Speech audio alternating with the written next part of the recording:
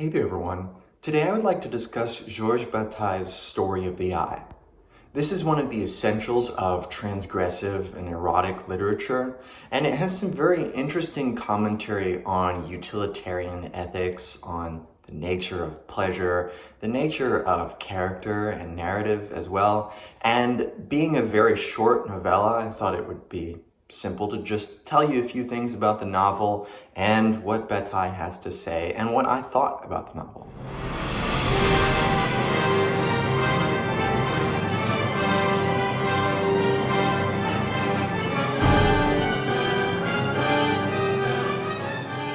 Story of the Eye is quintessentially absurdist. It lacks the fullness of character that we might expect or the grandiosity of narrative. It's a quite simple story of a young boy and his two lovers, Simone and Marcel. Simone is eccentric and wild and crazy and extremely erotic, and Marcel is quintessentially penitent and innocent, and they both together basically end up getting Marcel to become part of their little threesome love triangle orgy kind of thing.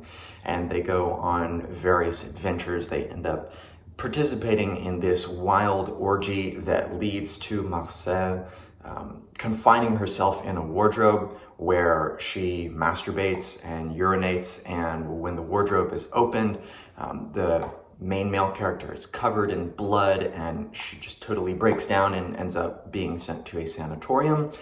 Then they have to try to get her out of the sanatorium, and there's a very interesting section where they're trying to approach the sanatorium, and it's, this classic kind of castle on a hill. It's all dark and misty and whatnot, and they're about to approach her window, and they see flailing out of her window a white sheet, and there's a stain on the sheet, which is from her urine and her blood and her ejaculate. And this has a very profound effect on the main character. The story is told in a very interesting way. It is realistic without being pragmatic. It's very brute and matter of fact. And it really exemplifies what it feels like to be horny. The kind of mental overdrive where the brain just bypasses all the usual fetters that would prevent thoughts from expressing themselves fully, that keeps them kind of managed into discrete sections. It really kind of blends them all together. We get some very interesting sections where it seems like opposites or things that would typically be sanctioned off into their respective domains are kind of collapsed together. For example, I stretched out in the grass, my skull on a large flat rock and my eyes staring straight up at the Milky Way. That strange breach of astral sperm and heavenly urine across the cranial vault formed by the ring of constellations.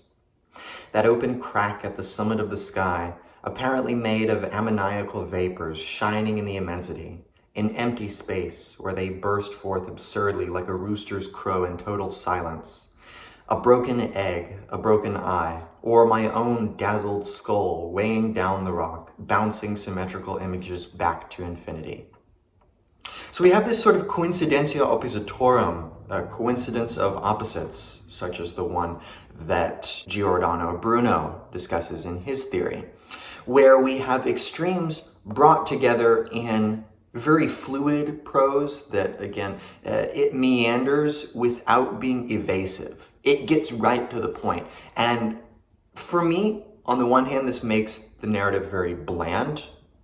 I was kind of finding myself bored at various moments, and yet at the same time, it kind of satisfies what these sort of transgressive works are supposed to do, which is they get to the point and they state it very matter-of-factly. But it's without the kind of spin that you would imagine from, for example, William Burroughs, the satirist, or James Joyce, the comic.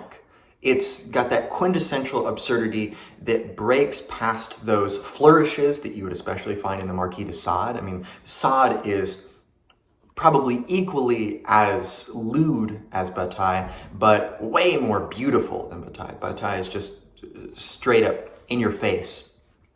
And Bataille does this so that he can bring the opposites together that is quintessential of the objects in the story of the eye, which is the eye.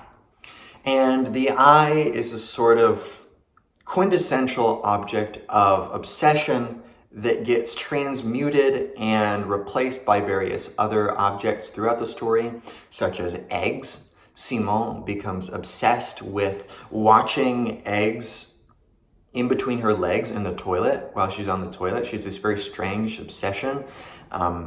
There's also the obsession with the sun and the skull and the genitals, and all of these are kind of versions of this same object that sort of floats above and at the same time through the narrative. And Bataille really wants to show the immensity and the depths that an object like this can bring us when we look inward and see it as kind of piercing through us, such that he really wants to get beyond the ability to denote value. Bataille is against the utilitarian notion that we can have some common currency of value by which we can compare things that are different. Because the utilitarian says, okay, if I want to make a decision, I need to do basically a cost-benefit analysis. And I need to have some common currency by which I can compare the respective costs and benefits of each of these decisions, so I can figure out, in the case of the trolley problem, should I pull the lever or not? Would I be maximizing human pleasure, or would I be decreasing it by doing this decision? And Bataille says, no, we cannot have a common currency of value, especially when it comes to the kind of currency that would denote and compare the things that really matter in our lives, the things that stretch beyond our currencies, like pleasure and pain. And pleasure and pain sort of get collapsed in one milieu in Story of the Eye, because this is concerned with sadomasochism as well, which is famously interested in the relationship of pleasure and pain and the ability of these to be transmuted for one another. Sade's theory famously goes that pleasure is just about an immensity of sensation, and therefore, if one can get pleasure from what is typically seen as pleasureful, what's to say one cannot receive pleasure from something that would typically be seen as painful if it is only in a great enough quantity and with enough force. And he says, to others, the universe seemed decent because decent people have gilded eyes. That is why they fear lewdness. They're never frightened by the crowd or a rooster or when strolling under a starry heaven. In general, people savor the pleasures of the flesh only on condition that they be insipid. But as of then, no doubt existed for me. I did not care for what is known as pleasures of the flesh, because they really are insipid. I cared only for what is classified as dirty. On the other hand, I was not even satisfied with the usual debauchery, because the only thing it dirties is debauchery itself, while in some way or other, anything sublime and perfectly pure is left intact by it.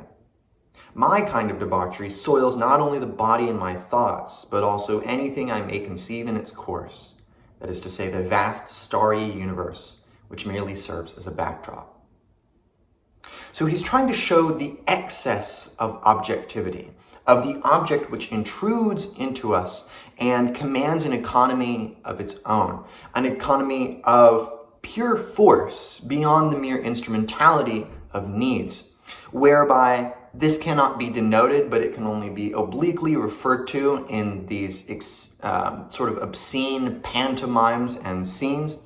And by doing so, we go beyond the simple pleasures of the flesh, achieving some sort of potentially transgressive, but also transcendent gesture.